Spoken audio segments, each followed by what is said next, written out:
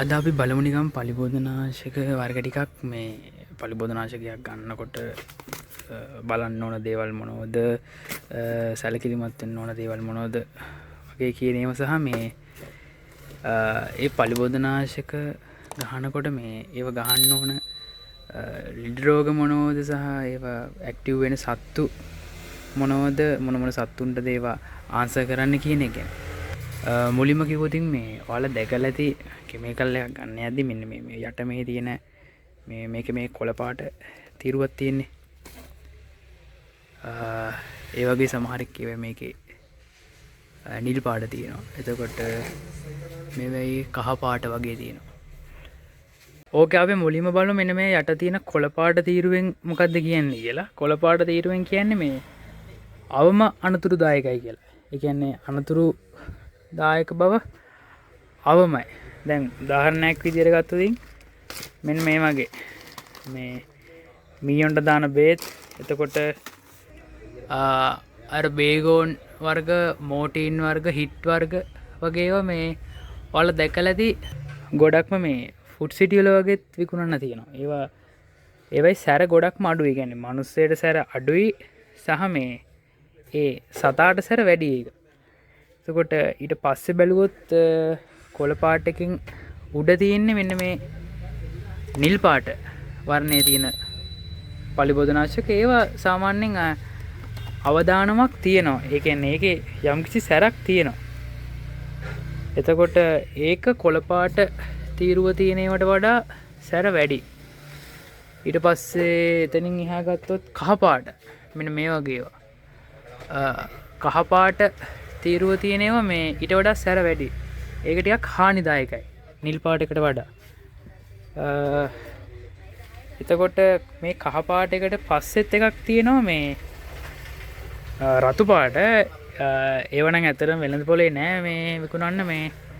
මොකද ඒවා අනතුරුදායක බව ගොඩක්ම වැඩි. ඒ කියන්නේ ගොඩාක්ම සැර වැඩි. එතකොට මේ අනිත් පැත්තෙන් ගත්තාම මේ කෙමිකල් එකක් ගන්නකොට මෙන්න මේ දැන් මේක නම් මේ සල්ෆර් එකක්.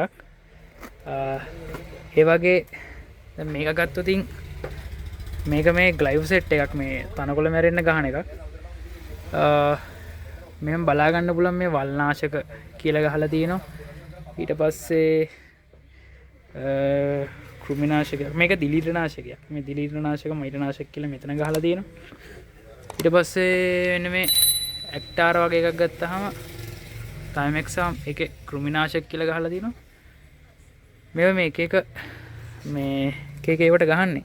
කියන්නේ සත්තුන්ට වල්නාශක ගස් මැරෙන්න, සලාටි මැරෙන්න. එතකොට මේක මේ දිලීරනාශක, දිලීර ලෙඩ රෝග වලට ගහන ඒවා. ඉතින් ඒ වගේ පලිබෝධනාශක තමයි තියෙන්නේ. ගත්තාම මේ බලන්න ඕන ගොඩක් මෙන්න මේ කෙමිකල් නේම් එක.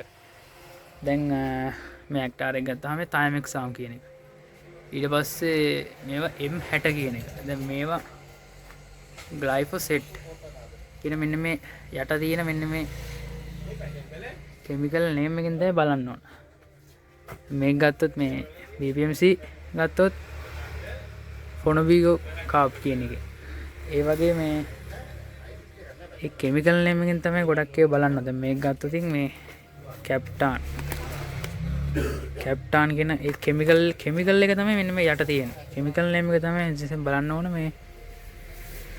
ඒත් එක්කම මේවා මොනවටද ආන්සර් කරන්න කියන එක මේ ඊට පස්සේ ගහලා තියෙනවා. සහ ඊට අමතරව මෙන්න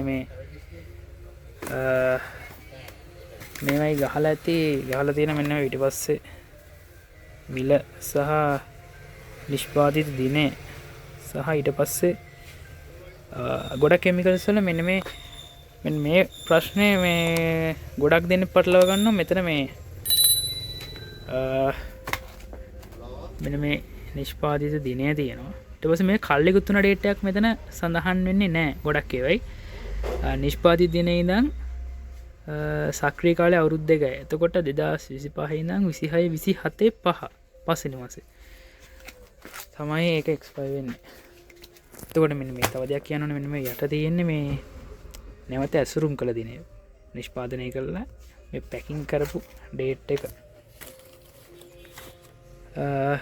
ඉතිං ඔය ටික තමයි මේ කෙමිකල් එකක් ගනිද්දි බලන්න ඕන මේ ප්‍රධාන වශයෙන් කෙමිකල් නේම් එකයි ඒක යට තියෙන වර්ණ තීරුවයි නිෂ්පාතිද්දිනය සුරුම් කළ තියනේ මිල ප්‍රමාණය කියනේව ටික තමයි ගොඩක් බේසික් වශයෙන්ම බලන්න ඕන. අපි ඊළඟට බලමු ඊළඟ වීඩියෝ එකෙන් මේකේ මේ සමහරෙක් බෙහෙත් වර්ග මොනවටද ආන්සර් කරන්නේ මොන සත්තුන්ටද කෘමිනාශක වලටද ගහන්නේ සහ මේ මොන වගේ ලෙඩ රෝග වලටද මේවා ආන්සර් කරන්න කියන එක මේ බලමු. අපි යට කොළ පාට තීරුව තියෙන මේ හලිබුදනාශක මුලින්ම අපි බලමු මේ එය පොඩි විස්තරයක්. right, thank you.